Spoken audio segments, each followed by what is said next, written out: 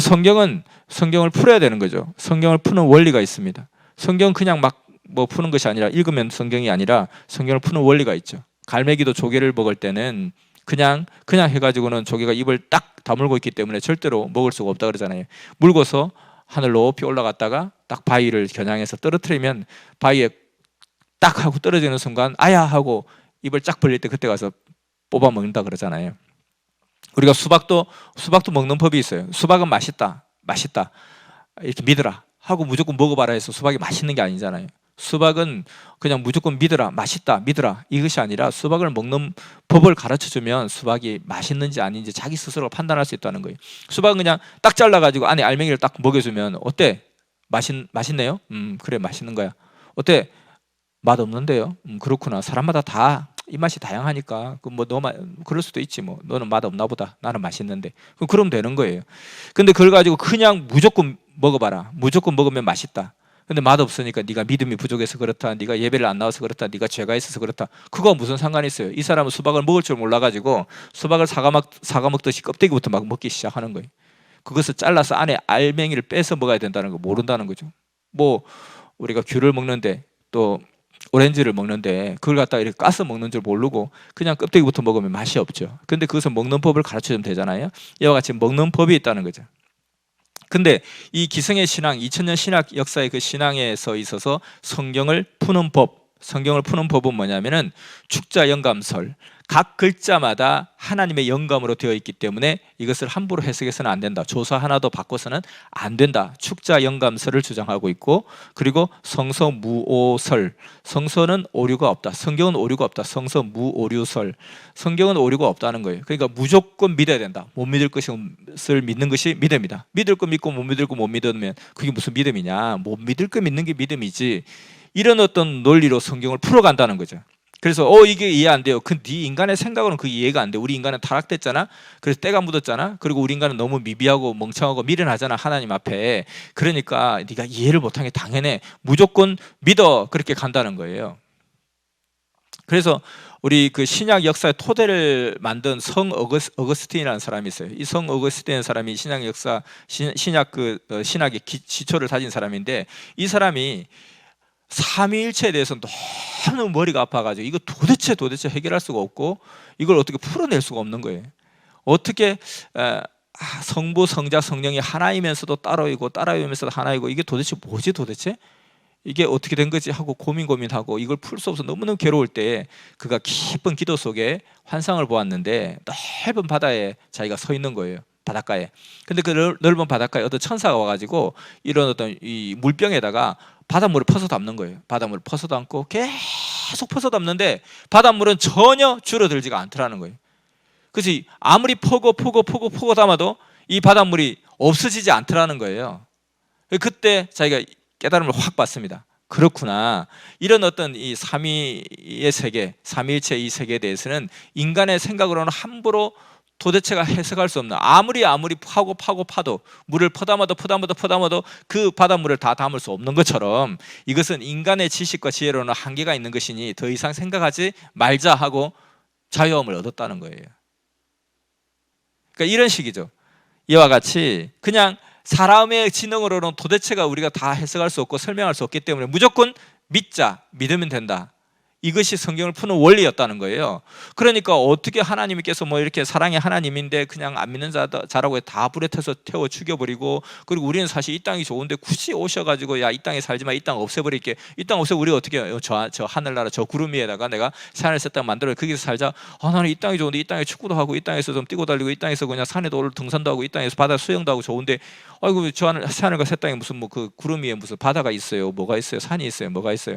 하나님 여기 좋은데. 그런 생각 하지 마. 그건 너 인간의 생각이니까 그냥 인간의 생각으로는 하나님의 그 큰 생각을 다 이해할 수 없어. 무조건 믿어. 못 믿게 믿는 게 믿음이야. 그리고 이게 말이 됩니까? 그건 네 생각이고 하나님 생각은 달라. 네가 하나님 생각을 모르잖아. 이렇게 다 무조건 믿어버리라고 주장하는 것이 바로 기독교 기성의 성경을 푸는 원리라는 것입니다. 그런데 우리가 이 말씀을 통해서 이미 배운 것을 다시 돌아보면 성경은 시대성을 고려해서 봐야 된다. 성경을 푸는 원리 중에 하나가 시대성을 고려해야 된다. 성경은 하나님이 쓰신 책이지만 사람을 통해서 쓰신 책이고 그 사람에게 전하라고 한 책이기 때문에 그 시대성의 옷을 입고 있기 때문에 그 시대성의 옷을 벗겨봐야 된다. 고려해야 된다. 이것이 시대성을 보라 하는 것이 성경의 원리죠. 그러다 보니까 우리도 그 시대성을 고려하지 않으면 정말 착각하는 경우가 참 많죠. 자녀를 낳으면 정말 하와 같은 자녀를 낳게 해달라고 그러고 아들을 낳으면 아담 같은 아들을 낳게 해달라고 했더니만 아들이 태어났는데 완전히 진짜 막 원숭이 같은 애가 하나 태어난 거예요. 그래서 이게 어찌된 일이냐, 하늘도 무심하시지 하고 보니까 정말 아담과 하와가 그림에 나오는 것처럼 멋있고 그냥 몸매가 쫙 잘 빠지는 어떤 그런 모습으로만 우리는 고정관념에 빠져 있는 거예요, 사실은. 그런데 냉철하게 생각해 보면 6,000년 전의 사람이에요. 6,000년 전의 사람은 거의 원시인이란 말이죠. 그 준원시인인 사람이 무슨 몸매가 그렇게 잘 빠졌겠으며 피부가 하얗겠으며 그렇게 멋있게 그냥 그 갖춘 그런 아름다운 미모가 있을 수가 없다는 거예요. 그냥 원시인이니까 그냥 원숭이하고 인간 중간쯤에 그 정도 얼굴쯤 되면 아주 그냥 예쁘다고 하고 아주 잘생겼다고 할 그런 시절이라는 거예요. 그걸 모르고 그냥 아담은 그냥 멋있을 거다. 그 어떤 그림에 나와 있는 것처럼 그렇게 멋있지 않을까? 근육질에 그냥 잘 빠진 몸매. 그게 아니라는 거죠. 시대성을 고려해야 된다. 두 번째는 성경은 비유로 되어 있다. 많은 부분이 비유로 되어 있다. 그래서 성경은 성경으로 풀어야 된다. 그 비유의 원리는 그 비유의 그 해당체가 성경에 있어야 되고 또 실제로 그러해야 된다. 이것으로 인해서 그게 비유가 맞는지 아닌지 확인할 수 있다고 그랬습니다.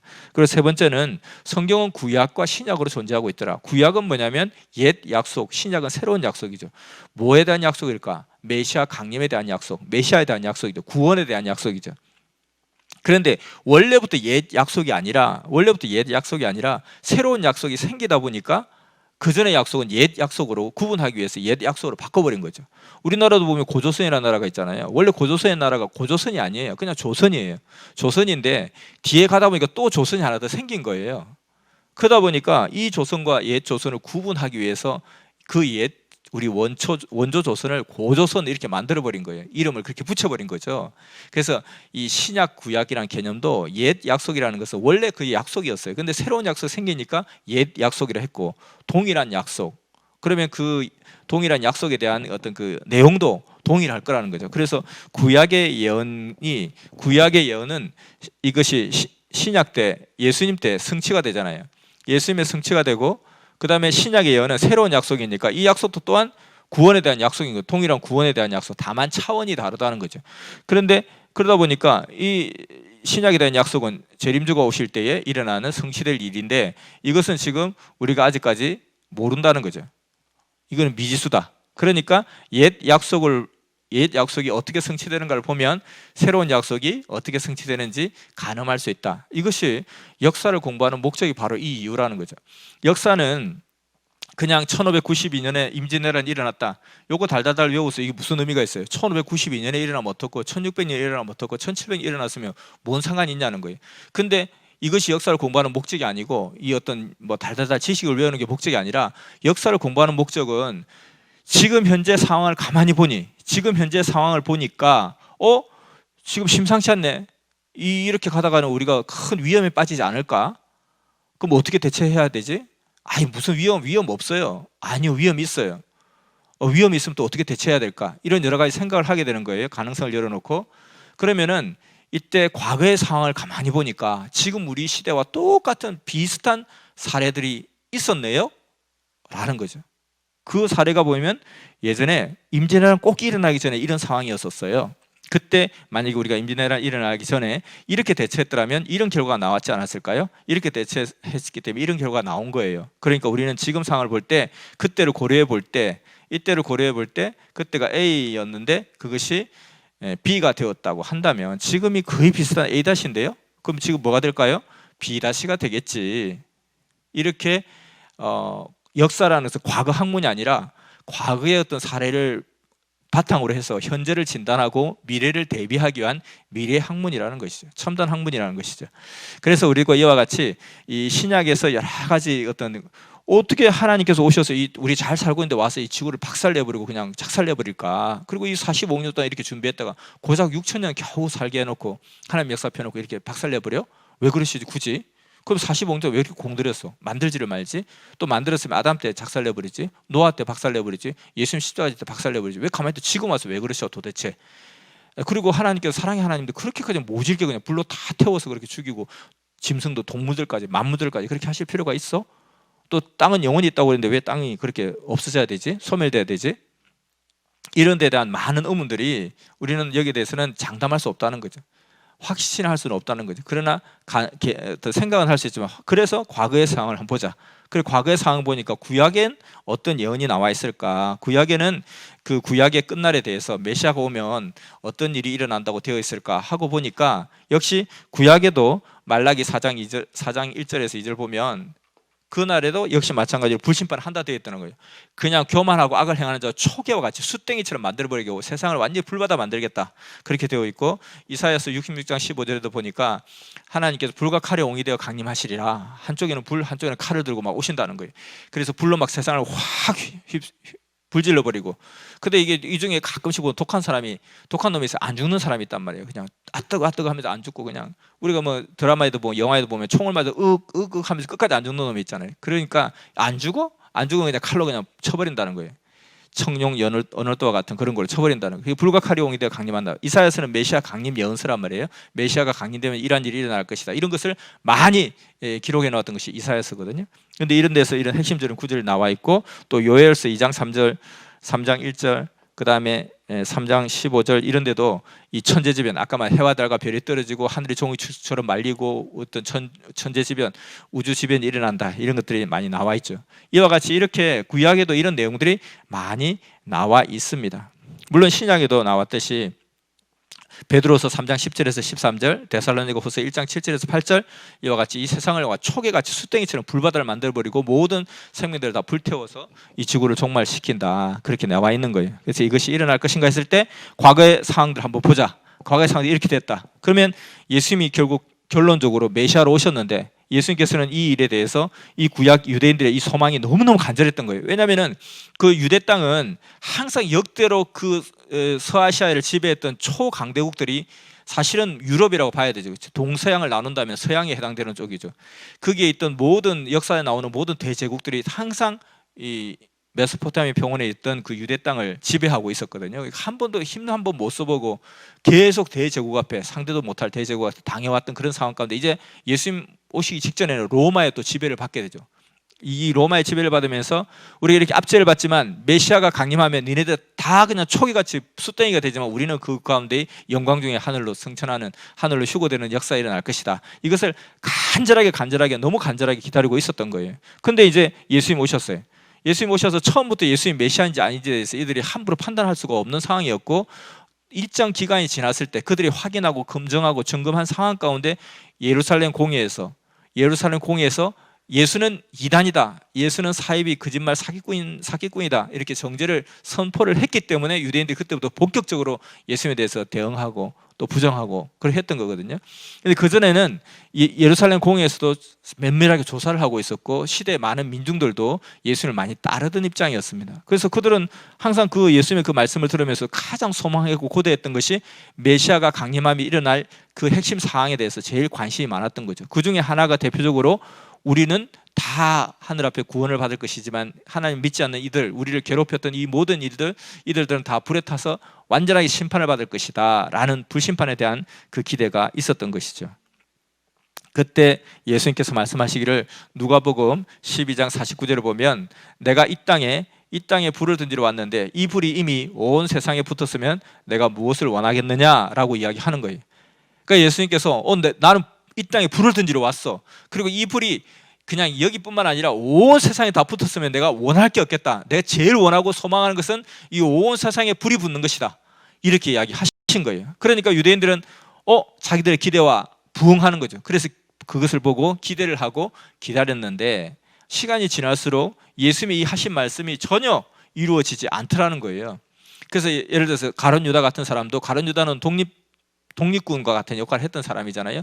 그 침략자 로마를 몰아내자, 무력 투쟁에서 몰아내자 했던 열심 당원이었단 말이에요. 근데 그가 볼 때는 예수님이라는 그 이분이 정말 그 구심점이 된다면 우리 민족이 강한 힘을 가지고 응징력을 가지고 로마에 대항할 수 있겠다라고 이제 예수님을 따랐던 거예요. 근데 예수님의 그 행적을 가만히 보니까 그 하늘의 권능과 능력을 가지고 로마를 갖다 불바다 만들고 그냥 압제하는 그들을 갖다가 다 그냥 심판하고 이렇게 하셔야 되는데 예수님은 그냥 오른밤 때리면 왼밤도 내주라. 왼밤 때려? 그럼 오른밤 내줘. 아니 진짜 그 가룟유다 같은 그런 어떤 열심당원 입장에서는 그냥 한 대 맞았어? 그냥 저게 목을 쳐버려. 이렇게 가도 시원찮을 판에 그런 모습을 보는 거예요. 그리고 유대인들도 가만히 보니까 뭐 달라진 게 하나도 없는 거예요. 그래서 예수는 거짓말을 했다. 예수는 사기쳤다. 이렇게 되는 거죠. 그래서 이제 이러한 상황 속에서 이제 기독교는 예수님의 제자들은 가만히 보니까 예수님은 분명히 메시아가 맞는데 왜 불심판 안 했지? 왜 불심판 안 했을까? 유대인들은 너가 불심판 안 했으니까 메시아가 아니다. 이렇게 또 된 거죠. 그래서 결국은 그들이 볼 때는 예수님은 불심판을 안 한 거예요. 그 실제로 불심판한 적이 없는 거예요. 그러니까 유대인들은 네가 거짓말했다, 사기쳤다라고 정죄할 수밖에 없었고, 근데 이후에 우리 기독교인들의 입장에서 보면 예수님은 분명히 메시아가 맞는데 근데 왜 불심판 안 했지? 그러니까 유대인과 기독교의 차이는 예수님은 메시아다, 메시아가 아니다 이 차이가 다르고, 또 똑같은 것은 뭐냐면 불심판 안 했네, 불심판 안 했네, 이건 똑같다는 거예요. 그러면 예수님이 정말 불심판 얘기한다고 큰 소리 쳐놓고 그리고 구약의 이 많은 예언들을 성취하는 그 사명자로서 예수님 오셨는데 이런 모든 예언들을 다 허사로 만들어 버리신 건가? 어떻게 된 건가? 여기에 대해서 이제 우리가 생각을 안 할 수가 없게 된다는 거죠. 그러면은 예수님이 정말 메시아가 아니거나 아니면 혹시 예수님은 틀린 것이 없는데 우리가 잘못 오해한 것은 없는지, 이해를 잘못했거나 오해한 것은 없는지라는 생각을 하게 되는 것이죠. 그래서 이 성경은 성경을 통해서 풀어야 된다. 또 성경은 비유로 되어 있다. 성경은 예언과 성취의 상관관계를 통해서 살펴볼 수 있다. 이것을 총동원해서 성경을 자세히 보자는 거예요. 왜냐하면 성경의 문제는 성경에 답이 있다고 했으니까.